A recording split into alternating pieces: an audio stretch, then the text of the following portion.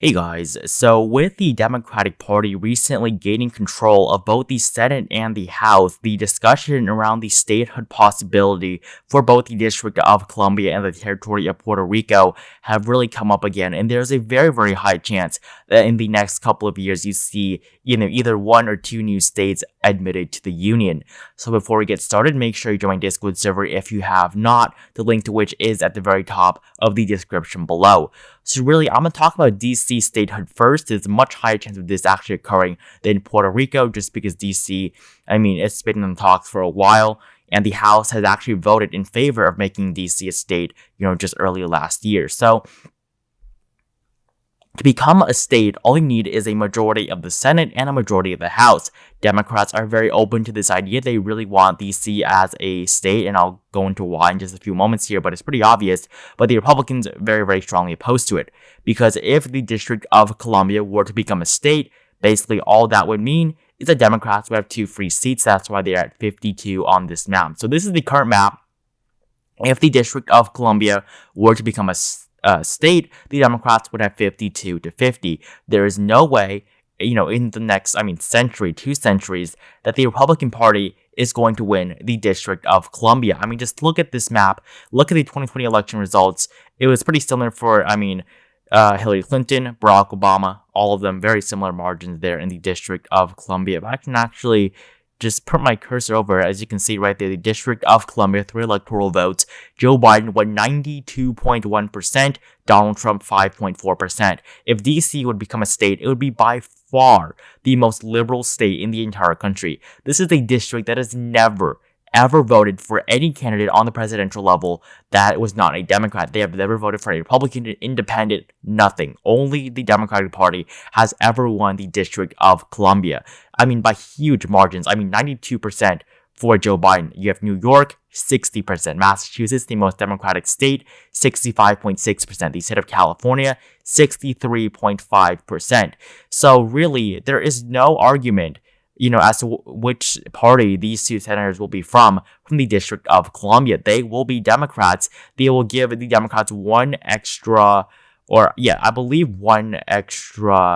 representative in the House, which really won't do much. But on the Senate, with every single state having the same amount of senators, these 2 Senate seats will be very important for the Democrats at 52. And looking ahead to 2022, if the District of Columbia becomes a state, I think that is very, very likely to occur with 52 Democrats. So the 2022 Senate ratings are, here. Basically, Koch Political Report. This is their race ratings for the 2022 Senate races as of right now. You have basically Democrats having no toss-ups. The Republicans have 2 toss-up seats in North Carolina and Pennsylvania. This is because Richard Burr of North Carolina and Pat Toomey of Pennsylvania are retiring, so they will not be running for another term in both these states, and these states are very competitive on both the presidential and Senate levels. Ron Johnson in Wisconsin. Wisconsin, of course, did go to Joe Biden, but he is an incumbent and he has the advantage there. For the lean Democratic seats, you have Mark Kelly, elected, just this year or a year ago, as well as Raphael Warnock, elected just this year. So really, you could see Democrats, winning no seats from the Republicans, but they do lose 1 Democratic seat. Let's say they lose the seat in Georgia, which I think is a little bit more likely, Raphael Warnock losing. So let's say Warnock loses his seat. As you can see, it would be 51-51, and this is if Democrats don't flip Wisconsin nor Pennsylvania, which I think that they have a very, very good shot at doing, as well as North Carolina. Democrats would still control the Senate because they would still have Kamala Harris as the tiebreaker. So this would really give the Democrats a very, very strong hold on the Senate. And then really the only thing that's blocking Democrats, really I think their biggest obstacle, the only senator that I think really could vote against this is Joe Manchin.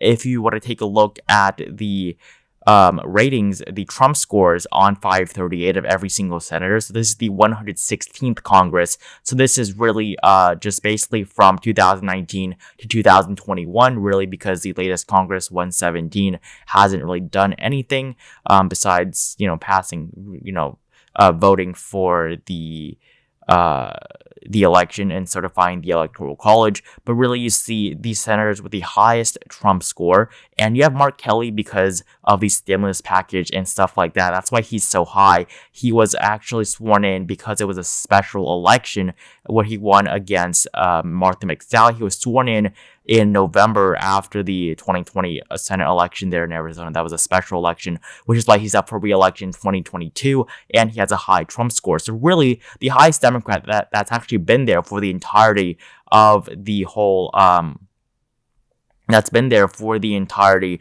of the 116th Congress is Joe Manchin of West Virginia. Yes, West Virginia is held by a Democrat, one of the 2 Senate seats. He was able to win re-election in 2018.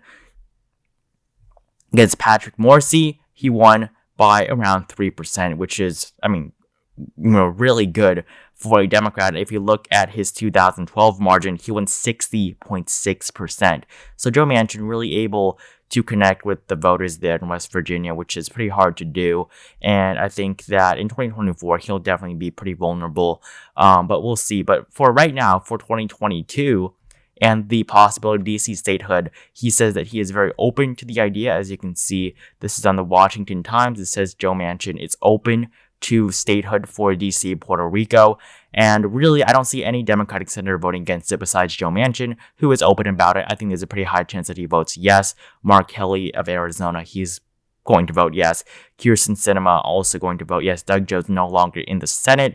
Warren, all these other Democratic senators, they're going to vote yes. So really, Joe Manchin, saying that he's open to the idea, I think that's a very good sign that the District of Columbia could really become the 51st state. I doubt any Republican is going to vote for it. Susan Collins maybe, but really, or Lisa Murkowski, who says that, she's really unhappy about the direction that the Republican Party is going in. But you have Mitt Romney, they're not going to vote. These conservatives, Lindsey Graham, none of them are going to vote for DC statehood.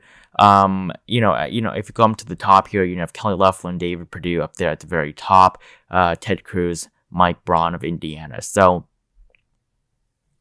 really, all Republicans are very, very likely to vote against it. So really, the vote is really probably just going to be 50-50. Kamala Harris breaks the tie. The House is going to vote for it. The House is still in Democratic control, although much weaker than it was in 2000 or after 2018, as they had lost 11 seats net. So really, right now, DC statehood is pretty likely. If you look at how much the residents of the district actually want to become a state, you have 85% say yes, 14% say no. So the state referendum from 2016, and I expect these numbers to be even higher as of right now. So District of Columbia, 85% do want it, which I think is very promising for the district. You have Muriel Bowser, who has, talked about, the importance of the District of Columbia being a state, because they do vote and they do pay taxes. They pay taxes, but they have no representation in Congress, which I think is something that they should have, if they're going to pay taxes like the rest of the country. Now, as for Puerto Rico, this is definitely a scenario that's much more interesting because, you might think that Puerto Rico is going to vote for the Democrats, and really in the first couple of years, that is very likely. I think that if Puerto Rico were to become a state, this is what the Senate map would look like going into the 2022 Senate races. 54 for the Democrats, Republicans at 50. This would basically make it so that Democrats it'll basically be impossible for the Democrats to lose the Senate in 2022 if Puerto Rico becomes a state. However, the issue here is that Puerto Rico is probably not going to vote for the Democrats forever. I'll go a little bit more into that in just a few moments here, but the Republicans are very against it. That's basically why Democrats are very for it. And, traditionally, Republicans are the party that are typically more accepting and more supportive about admitting new states. But in this case, as of right now, with there just, being a lot more Democratic support, in these Democratic territories and the district, Republicans are very, very against new states.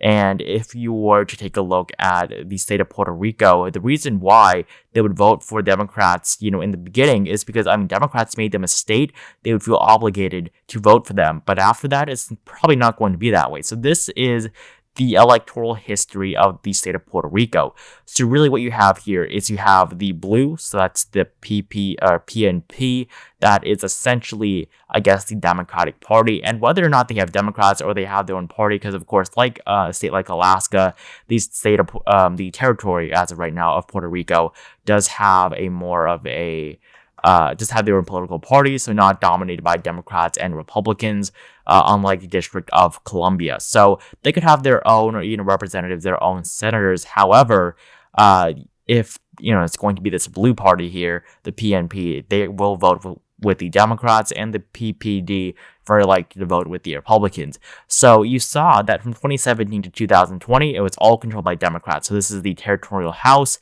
this is their House of Representatives, this is their Senate, controlled by the more liberal party. 21 seats to 7 seats, and then now it's 13 seats for the PPD, so they were able to gain 5 seats, while the PNP lost, 12 seats. The governor is still more of a Democrat. So as you can see, taking a look at the electoral history here, it's not going to be a blowout for the Democrats. They're not going to win the Senate seats here forever.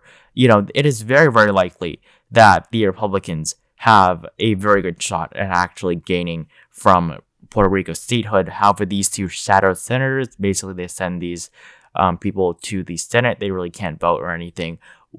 They are both currently in support of statehood, so they are that blue party, while the red party, the PPD, is very against the Puerto Rico becoming a state. Now, as for whether or not Puerto Ricans want to become a state, I think this is also an issue for the statehood of Puerto Rico, is just the fact that they really are not that supportive of statehood.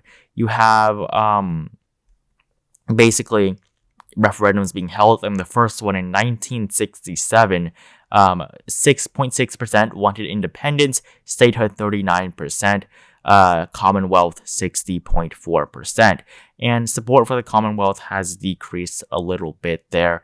In 2012, you saw statehood at 61.3%, and then in 2017, 97.2%, but that is, a fake statistic. You have 22.9% turnout. It's a real statistic, but it's just not representative, because of those who wanted independence and Commonwealth, 1.3%, they boycotted this referendum. So that is just why, it's like this. And then for 2020, it was a referendum of just statehood or not statehood. You have 52% in favor of statehood, 47% that oppose it. So you do have a majority, but definitely not a majority like it is in the District of Columbia. So, Puerto Rico really not wanting to become a state, I think, has a big, deal in this, with the fact that, they just don't want a state. So I think that is an issue there. DC, that's the referendum there, did very, very well in favor of statehood. So really, I think that right now, Puerto Rico's chances of becoming a state, I think that, senators like Joe Manchin, those at the very top, the most conservative Democratic senators, I think they might be a little bit more against statehood for Puerto Rico. But DC, I think, very, very likely that it actually occurs. The House already voted for it. The Senate, it just depends on whether or not to take it up and whether or not really Joe Manchin votes for it. So I think that it would be smart for the Democratic Party to add DC. As for Puerto Rico, it would be good for them, in the short term. But in the long term, I think that Puerto Rico, it is still a little bit more conservative, a lot more conservative than you would typically expect.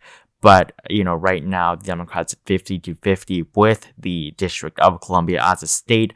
That would be very, very beneficial to them going forward. And I think that they would have a very, very strong advantage in the Senate. They could really win the Senate for a long, long time after with the District of Columbia. So this, I think, would be a really smart move. They're probably not going to hold on to the Senate for long. It's a very, very narrow majority right now, 50-50. It is the narrowest majority the Democratic Party really could have. So I think that if they're going to do it, now is the time for them to do it. And as for Puerto Rico, again, we'll see what happens. But I think that unless the people of Puerto Rico really want it, I doubt it is going to occur. And, that would probably be good for the Democrats if they did not add Puerto Rico. I think it could definitely backfire for them in the very near future. I mean, again, just looking at the District of Columbia, I mean, really, really liberal. I mean, you can't find any place that's more liberal than the District of Columbia. So, yeah, basically that's my thoughts on statehood. I think DC, good for the Democrats, probably would happen if there was a vote for it. And then as for Puerto Rico, probably not going to happen in the next couple of years. I mean, in a couple decades maybe, but unless the people of Puerto Rico are open to it, I really just don't see it happening. I also want to take a look at the popularity of Donald Trump. It's been a while since we took a look at this, but his popularity has improved a little bit, 38.8%, 57.8%. He actually, I believe, did reach his peak unpopularity. Yeah, so he was at 58% at one point in time. The latest polls, still not great. I mean, 41%, 43 adjusted, 42, 40 adjusted. So still not the numbers that Trump wants to be at. And I mean, in terms of his disapproval, he is still really, really unpopular, more unpopular than Carter, more unpopular than any president at this point in their term.